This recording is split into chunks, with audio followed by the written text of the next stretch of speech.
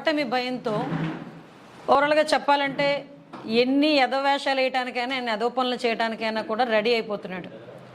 అంటే ఎలాగో ఓడిపోతామని భయం వేసి ఎలాగైనా గెలవాలి, మళ్ళీ ఎలాగైనా రాష్ట్రాన్ని ఇప్పుడు నాశనం అయినట్టుగా కాకుండా ఇంకా నాశనం చేసేయాలి, ఇంకా ఈ రాష్ట్ర ప్రజల భవిష్యత్తుని నాశనం చేసేయాలనే దృఢ సంకల్పంతో ఈరోజు ఎన్ని అంటే దాన్ని ఏమంటారు దిగజారుడు రాజకీయాలు చేయడానికైనా సిద్ధపడడం చూస్తూ ఉంటే నిజంగా ఒక పక్క నవ్వు వస్తుంది, ఒక పక్క ఇలాంటి వాడిన 5 సంవత్సరాలు ఈ రాష్ట్రం భరించింది, ఇంకో 2 నెలలు భరిస్తుంది అని అనుకోవడానికి కూడా ఒక ఇబ్బందిగానే అనిపించింది.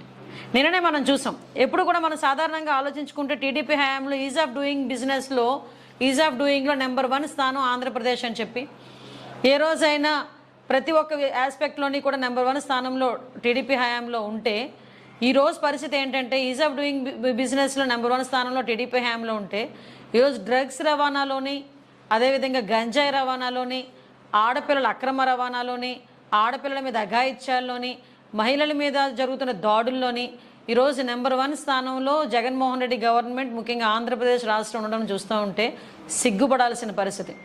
ఎందుకంటే నిన్ననే మనం చూసాం, మన విశాఖపట్నంలో పోర్ట్లోని బ్రెజిల్ నుంచి దిగుమతి అయిన సుమారుగా 25,000 కిలోల డ్రగ్స్ అది సిబిఐకి పట్టుబడ్డాయి. ఆ సిబిఐ వాళ్ళ దగ్గర నుంచి అది వాళ్ళంత దగ్గరికి వెళ్లకుండా కూడా వైసీపీ నాయకులు ఎంతమంది ఎన్ని రకాలుగా ప్రయత్నాలు చేశారో మనందరం కూడా నేను చూసాం. అది కూడా ఏంటంటే కంటైనర్ ఎవరికి సంబంధించిందంటే వైసీపీ నేత కూనం వీరభద్రరావుకి సంబంధించిన సంధ్యా ఆక్వా కంపెనీకి సంబంధించిన డ్రగ్స్ ఆ కంపెనీ నుంచి అది ఆర్డర్ ఉన్న దిగుమతి చేసుకుంది.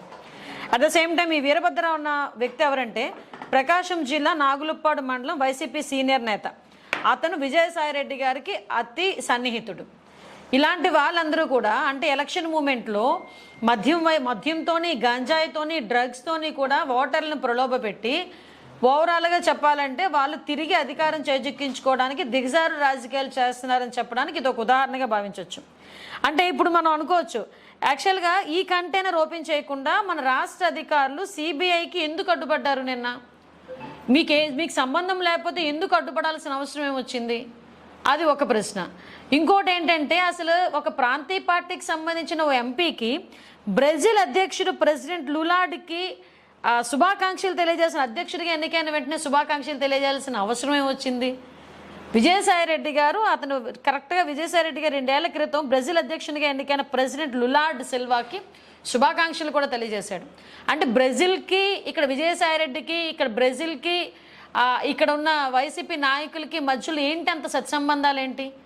అంటే ఇప్పుడు విషయం ఏంటంటే కొన్ని వేల కిలోల సంబంధించిన కొన్ని వేల కిలోలు ఈరోజు గంజాయి పట్టుబడతా ఉంటే దాని గురించి మాట్లాడండిరా అంటే దాని గురించి మాట్లాడరు.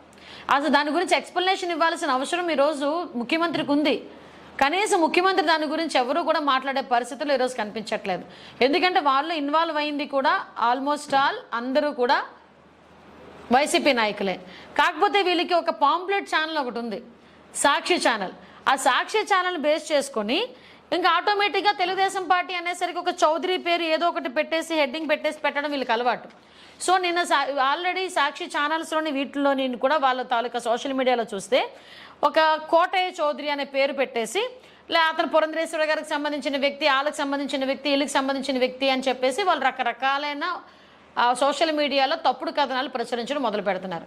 అది నాకు అర్థం కానిది ఏంటంటే మీరు సోషల్ మీడియాలో తప్పుడు కథనాలు ప్రచారం చేయడమా, సోషల్ మీడియాలో వచ్చిన వార్తలు నమ్మడమా అన్నది పక్కన పెట్టి ఈరోజు అసలు క్లియర్ కట్గా నిన్న మీ రాష్ట్ర అధికారులు ఎందుకు ఆ సిబిఐకి అడ్డుపడ్డారు? అది ఓపెన్ చేయించేటప్పుడు, కంటైనర్ ఓపెన్ చేయించేటప్పుడు దానికి సమాధానం చెప్పే దమ్ము ఇక్కడ ఎవరికైనా ఉందా?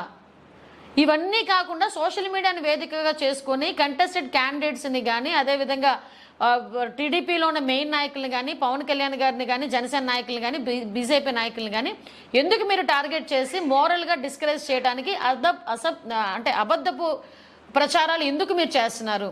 ఇక్కడ